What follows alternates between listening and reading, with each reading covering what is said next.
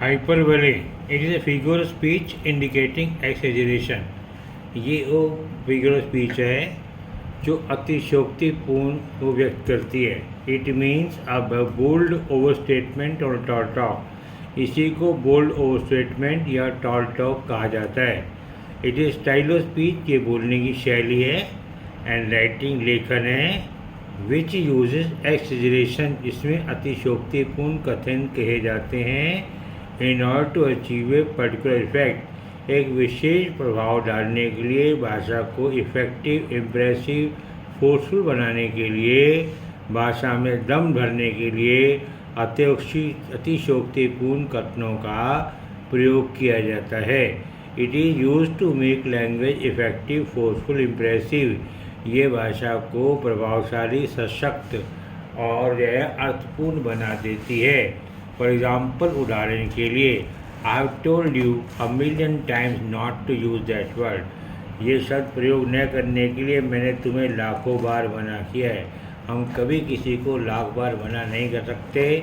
हम 3 या 4 बार करके चिढ़ जाएंगे और इससे बात करना बंद कर देंगे कि मानता नहीं है, जिद्दी अड़ियल है। तो ये अतिशयोक्तिपूर्ण कथन हुआ ना। इट इज़ हाइपरबोलिक एक्सप्रेशन, ये एक अतिशयोक्तिपूर्ण अभिव्यक्ति है। At the actual number of time is usually much less than a million, क्योंकि जो वास्तविक संख्या है वो तो मिलियन से कहीं कम है। As a figure of speech, एक फिगर ऑफ स्पीच के कारण, it consist in representing things as much greater or smaller than they real are.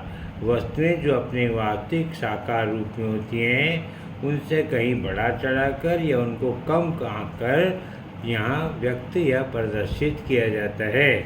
With the intention of producing a more स्थायी इफेक्ट, इरादा है कि बहुत प्रभावशाली प्रभाव डाले।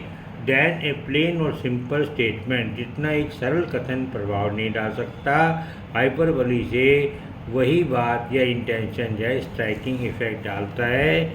डन्स poem go in catching falling star reveals an execute example of the use of hyperbole. Donne की कविता गो इन फाइटिंग स्टार, ये एक हाइपरबोली का शानदार उत्कृष्ट उदाहरण है।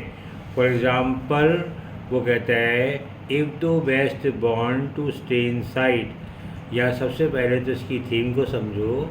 गो एंड फेलिंग स्टार में पोइट कहता है कि one can perform the most impossible work, आदमी असंभव से असंभव काम कर सकता है। जैसे आकाश से टूटता तारा पकड़ के ला सकता है, पेड़ से बच्चे पैदा कर सकता है, बीता समय कहाँ गया उसे बता सकता है, मादर हृदय से चुंबन मिटा सकता है, जलपरी के गीत को सुन सकता है। ये सारी बातें असंभव हैं। तो कवि कहता है, मान लीजिए आप इस असंभव कामों को भी कर सकते हो, तो भी आप ऐसी नारी को नहीं ढूंढ सकते जो रूपवती हो, अति सुंदर हो, परंतु वफादार हो। उसका कथन का मतलब है कि सुंदर आकर्षक नारी बेवफा होती है। उसने स्थिति पे प्रश्न उठा दिया।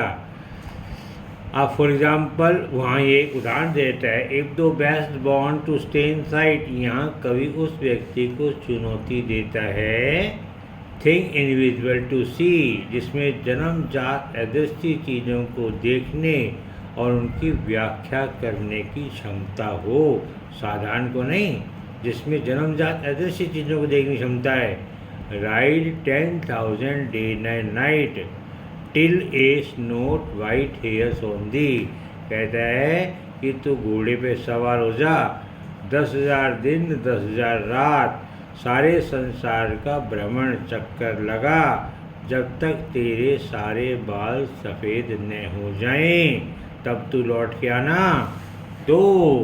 Then return will tell me, तू वापसी में आके कहेगा, all stage wonder that befell, तूने एक से एक अद्भुत नज़ारे देखे, टू कम अक्रॉस, जिनके तू संपर्क में आया, आंसुया, लेकिन प्रतिंग कसम खा के तू दावे से नहीं कह सकता, nowhere lives a woman true and fair, तूने कहीं भी ऐसी नारी नहीं देखी जो एन्चांटिंग, कैप्टिवेटिंग हो, साथ साथ फेथफुल हो। दो शिवर, इसमें एक बात और है, वो कहते हैं ऐसी नारी के दर्शन करना पिलग्रिमेज तीर्थ यात्रा के समान है। मैं जाऊंगा उसके दर्शन करूंगा, फिर एकदम से टर्न करता है, ड्रामेटिक टर्न, नहीं जाऊंगा, चाहे वो मेरे पड़ोस में रहती तो भी। क्यों नहीं जाएगा? Though she were true when you met her, जब पहली बार आपकी मुलाकात हुई तो वो आपको बिल्कुल फेथफुल दिखाई दी। ला tell you write you letter, जब तुमने उसको प्रेम पत्र लिखे 2-3, yet she will be false or I come to two, तो तुम्हें एहसास होगा कि वो तो झूठी मक्कार फरेबन है, गैर वफादार है, उसके तो पहले ही 1-2 प्रेमी रह चुके हैं। अब देखिए पर्सोनिफिकेशन, मानवीयकरण। Personification is a figure of speech. मानवीयकरण वो फिगर ऑफ स्पीच है in which we attribute life and mind to inanimate thing, जब निर्जीव को हम जीवन प्रदान करें उस in this either the inanimate object, इसमें जो निर्जीव वस्तु है और एब्स्ट्रैक्ट कंसेप्ट या यथार्थ हमारी अवधारणाएं इज स्पोकन ऑफ, के बारे में बोला जाता है एज दो it were endowed with human life, जैसे उसे मानवीय गुण से सुसज्जित किया हो और ह्यूमन एट्रीब्यूट या उसमें मानवीय गुण जो है भर दिए गए हों और फीलिंग या वो मानवीय भावनाओं को व्यक्त करे। जब कोई निर्जीव व्यक्ति मानव जीवन, मानवीय गुण, मानवीय फीलिंग, इमोशन को व्यक्त करे तो वो पर्सोनिफिकेशन बन जाता है। It arises from a natural tendency, ये एक स्वाभाविक प्रवृत्ति से उत्पन्न होता है। In man in moment of intense feeling, जब मानव की तीव्र भावनाएं हों, वो पैशनेट हो to invest things and idea, तब वो ऐसे विचार वस्तु ढूंढता है विद क्वालिटी, जैसे गुण देखता है, पैशन भावनाएं, लाइक अनटू हिज ओन, जो उससे मेल खाती हों। The things personified are written with capital letter, जिस शब्द का मानवीकरण करते हैं उसका पहला अक्षर कैपिटल अक्षर में लिखा जाता है। Example number 1, how soon hath time the subtle thief of life, ये जो लाइन है ये मिल्टन के famous sonnet only 23rd birthday से ली गई है। ये इस जय मिल्टोनी सोनेट की पहली लाइन है। यहाँ the time has been personified as a cunning subtle thief, कवि ने समय को एक चतुर के रूप में मानवीकृत किया है। Who has stolen away 23 years of his youth while flying on his wing, जो उड़ते हुए कवि के जीवन के 23 वर्षों को चुरा कर ले गया, अर्थात कवि के 23 साल बिगड़ गए, उसने कोई खास पोइटिक अचीवमेंट हासिल नहीं किया, इसलिए पर लेमेंट कर रहा है, रिग्रेट कर रहा है। अब देखिए there is another excellent example of person, एक पर्सोनिफिकेशन, एक शानदार उदाहरण है from William Shakespeare famous love sonnet. वो है विलियम शेक्सपियर के फेमस लव सोनेट का, वो सोनेट का नाम है marriage of true mind. Love is not time's fool, समय प्यार, सच्चा प्यार समय के आगोश में नहीं आ सकता, and it is beyond the reach of time. True love is beyond the reach of time.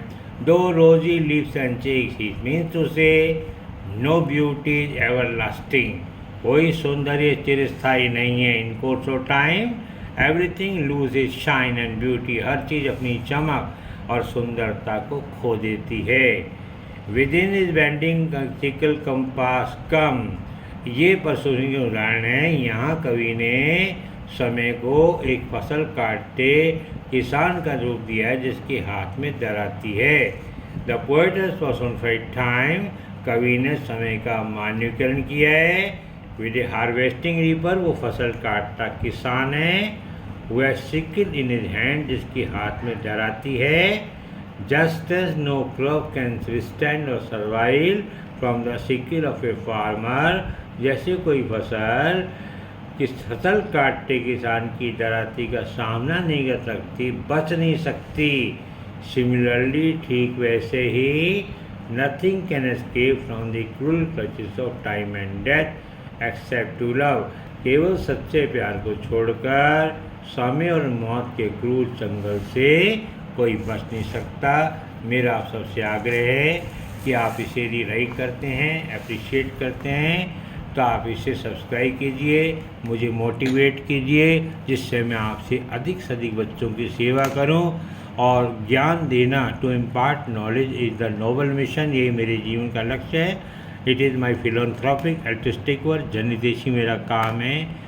जो बच्चे ज्ञान से वंचित हैं, साधन से वंचित हैं, कोचिंग से वंचित हैं, जिनके पास रिसोर्सेज नहीं हैं, I am the last person to help them. मैं उनकी मदद के लिए I will always stand through thick and dim. हर परिस्थिति में मैं ऐसे बच्चों की मदद करना चाहता हूँ, उनसे लाभान्वित करना चाहता हूँ। बस आपसे ये अपेक्षा है कि आप मुझे मोटिवेट करें, इंस्पायर करें, मैं और ज़्यादा से ज़्यादा जो है आपके लिए बढ़िया से बढ़िया बनाऊं और पूरी अंग्रेजी लिटरेचर, ग्रामर, हर चीज़ आपके शहर निकट पहुंचा दूं, लाभान्वित करूं, आपका करियर शुभ हो, आपको नौकरी मिले, अच्छा स्टेटस मिले, यही मेरा लक्ष्य है। Thank you.